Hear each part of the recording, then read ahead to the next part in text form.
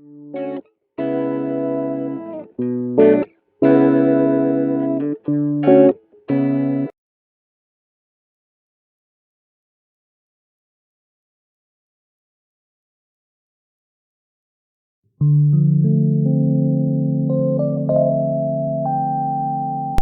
is the story of Josephine Rose, known as Pepi Lederer, a member of the Davies family of actresses. Pepi's mother, Irene or Rainey Davies, was born in 1883 in New Jersey. She was the daughter of a lawyer and judge, Bernard Duras, and his wife, Rose Riley. Irene would honor her mother's name in her daughter's name, Pepi Josephine Rose. Rainey was a very accomplished singer and appeared on the vaudeville circuit in New York and Chicago. She also appears on the fronts of song music, which she introduced into her vaudeville act. She appeared very early in film and married a director, George Lederer. Rainey was a skilled writer and edited the gossip column in the Hollywood Examiner for years. In 1935, she started her own gossip column in the San Francisco Examiner. In 1908, when Rainey was 24 years old, she married George Lederer. Lederer was 21 years older than Irene, and his marriage to Irene was his third. Together, they would have 2 children, Pepi, born in 1909, and her younger brother Charles, born in 1910. Lederer was well known in New York theater circles at the time of his marriage. When he was in his teens, he leased the Casino Theater of New York City and developed American musicals and circulated them to British audiences in addition to American audiences. He was also well known for his all-black theater troupes. The Lederer-Davies marriage lasted only 2 years, after which Lederer would marry again, and Irene Davies would marry American Greek actor George Regis. Irene had a younger sister named Marion, who also adopted Irene's stage name of Davies. Marion made her Broadway debut in 1914. By 1916, Marion Davies signed on as a dancer to the Ziegfeld Follies. She had a stutter, and so was better suited to dancing than speaking or singing roles. Media tycoon William Randolph Hearst would first see Marion Davies as a Follies dancer, and he watched her straight for 8 weeks of performances. In 1917, Marion Davies appeared in her first feature film, Runaway Romany. Marion actually wrote the film herself, and her former brother-in-law, George Lederer, directed the feature film, showing that relations between the two families was cordial. During this time frame, Hearst would continue to give Marion Davies gifts, including flowers and silver jewelry. By 1917, William Randolph Hearst was 54 years old, married, with children, and sat atop a massive media empire that included newspapers, magazines, and radio. In 1918, Hearst founded Cosmopolitan Pictures and asked Marion Davies to sign an exclusive contract with the studio for $500 a week at the time. She agreed. Hearst went on to build studios in New York as well as California.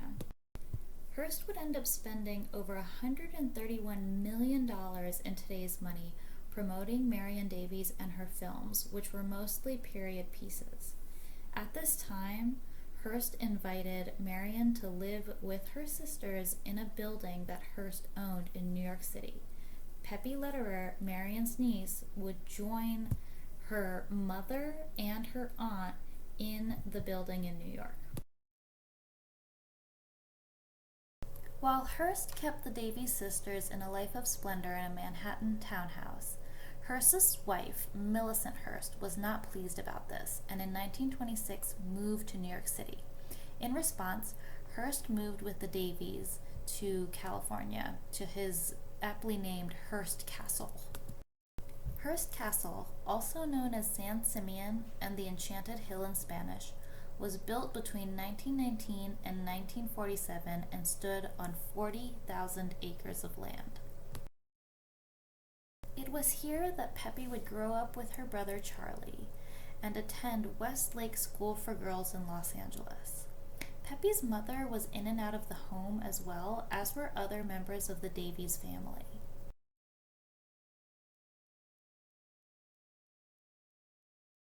Marion Davies also had her own home, a beach house in Santa Monica, due to making 3 films a year for Hearst's Cosmopolitan Pictures. Davies loved Hearst, and in addition to being an accomplished actress, she was also very creative and would host costume balls with other Hollywood actors and actresses at Hearst Castle. By 1922, when Pepi was 12 years old, she was spending the majority of her time at Hearst Castle. She was beloved by Hearst's staff with her flashing blue eyes and witty smile. Hearst was very possessive of Davies and did not allow her certain activities in her films, including kissing various people. At Hearst Castle, alcohol was also extremely limited. Hearst would throw business meetings at the castle and so did not want to expose his business partners to a life of excess. Pepi did not obey these alcohol rules. She was known to get keys from the staff and open up private cases of alcohol. One day, during a business meeting at the Hearst Castle dining room table, Pepi came in with a group of 10 of her girlfriends in bathing suits and danced around the table. It was antics like this that earned Pepi the name of the Young Degenerate. Luluella Parsons was a movie columnist and screenwriter and was retained by Hearst due to, in part, to her favorable reviews of Marion Davies' films.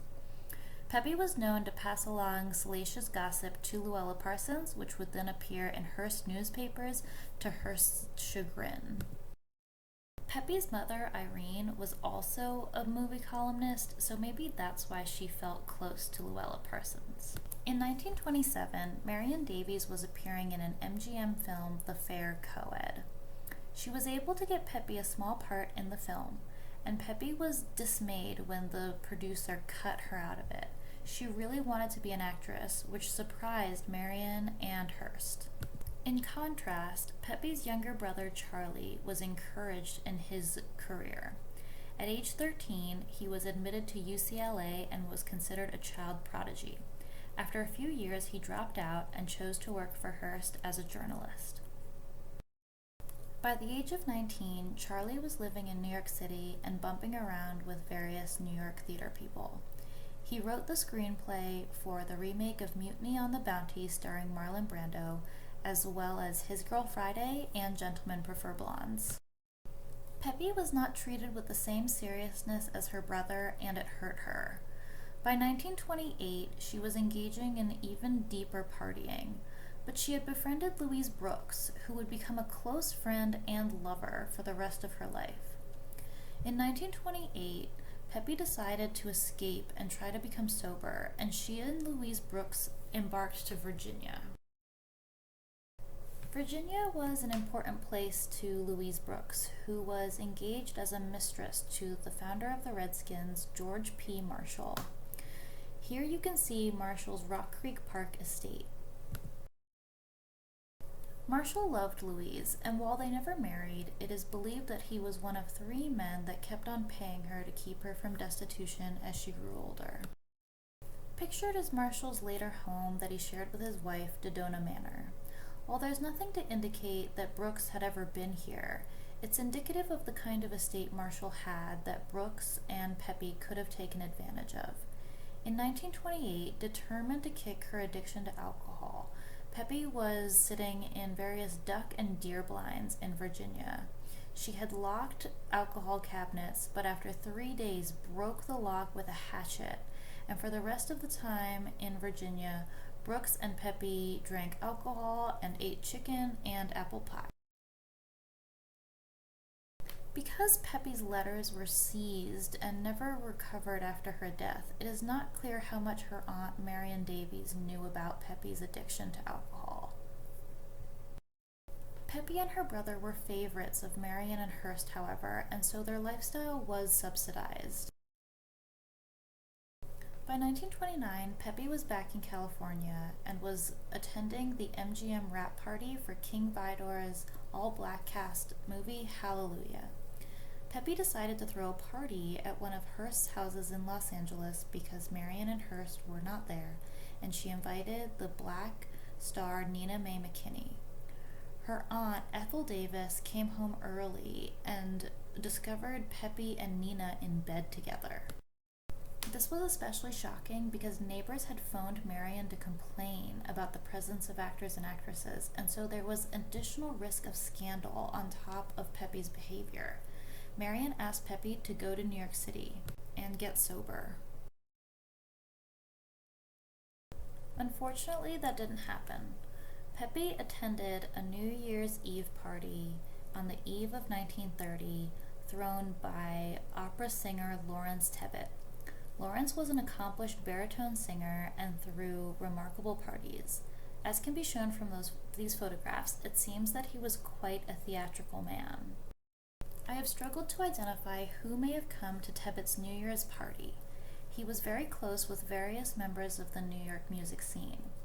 It's sad, but I can't find any evidence that Pepi saw her own father while she was spending time in New York City. In this photograph, you can see Adolphe Menjou at the far left, and also Charlie Chaplin, pictured here.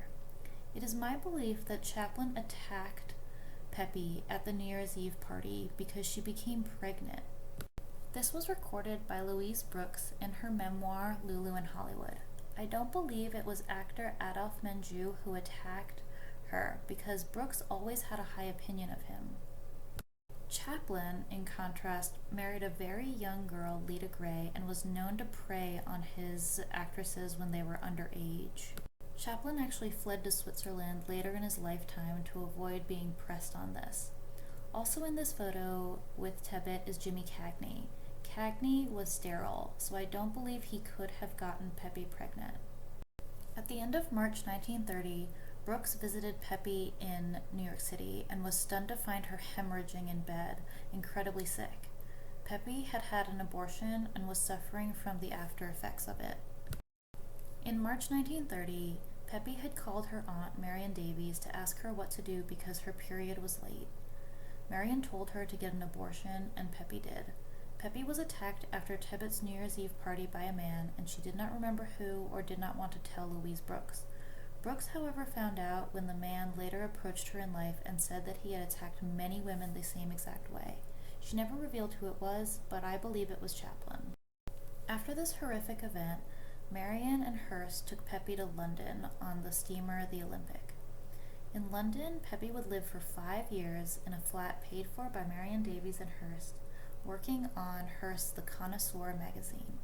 This magazine was dedicated to antiques and furniture, and Pepi loved writing for it. She was able to get a girlfriend, Monica Morris, and enjoyed her life in London immensely. Marion Davies did her research on Monica Morris, however. Monica Morris was known to hang around stage doors of female actresses such as Tallulah Bankhead. She was bad news. However, Pepi seemed to love her and actually gave her her diamond ring before she died. On April 15, 1935, perhaps to avoid the startings of war in Europe, Pepi arrived with Monica Morris to New York. Pepi and Monica would stay at the Ritz Tower Hotel in New York City for 2 weeks before returning to Hollywood. This was Monica's first time in New York City, and upon meeting Louise Brooks, Monica asked Louise if she could go to Harlem to score her some cocaine. Louise was not impressed, but Pepi had gone through a lot, and so she cut Pepi some slack for her preference of this underworld character. Pictured is the Ritz Tower Hotel today. Prior to 1935, in 1931, one of Pepi's close friends, Alma Rubens, died from a drug overdose. At the time, morphine, heroin, cocaine, and alcohol were common and commonly consumed by actresses such as Rubens. These were the kinds of people that Pepi felt comfortable with, and I believe it is because she thought of herself as an outsider. She had trouble fitting in, and her removal from her family when she was very young caused a lot of issues. On top of that, she got an abortion and did not fully recuperate. Louise Brooks noted that Pepi had lost a lot of weight when she saw her for the last time in 1935, and she chalked this up to a cocaine addiction. Pepi may have been remembering fonder times with her mother when she was in New York City.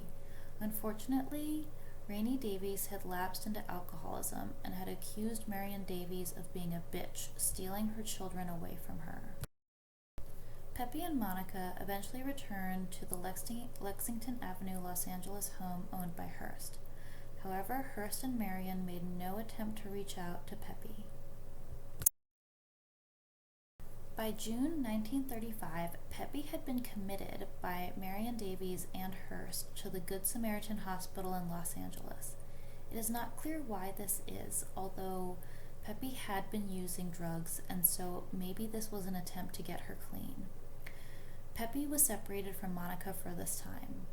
I have tried to find who Monica became after her relationship with Pepi, and all I could find was another Monica Morris, who wrote children's books and was Jewish in England in the 1940s. I comment on the Judaism because this is a pattern in Pepi's life. Pepi's father, George Lederer, was Jewish, and she did not know how to handle being part Jewish, part Christian.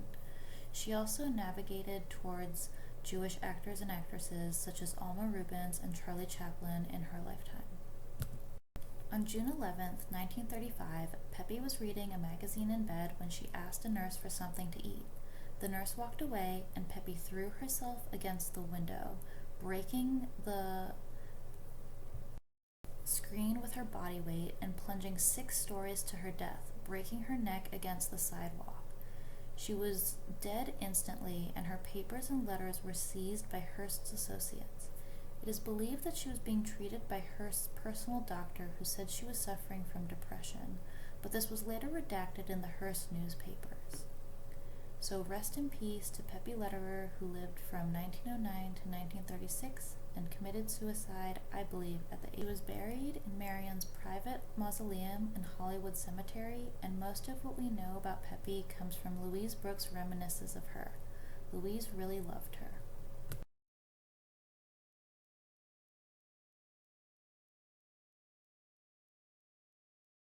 By way of postscript, I noticed that there are a lot of discrepancies in Pepi Lederer's life. For example, different sources report that she died in 1936 and not 1935. I have also noticed discrepancies around Hearst's age, who is 4 years younger or older depending on what you read. I also would like to note that when word came that Pepi had died, her mother Irene as well as Marion and Hearst were all at Hearst Castle. Irene became very, very upset at the news of her daughter's death, while Marion was much calmer. Irene would later die 3 years in 1938 after her daughter by drowning in a swimming pool. The tragedy doesn't end there. In the 1930s, Hearst suffered a series of financial losses, and his mistress Marion sold her jewelry to keep him afloat. After they had both passed away, an actress, Patricia Lake, came forward to say that she was the love child between Marion Davies and Hearst. However, this has not been proven.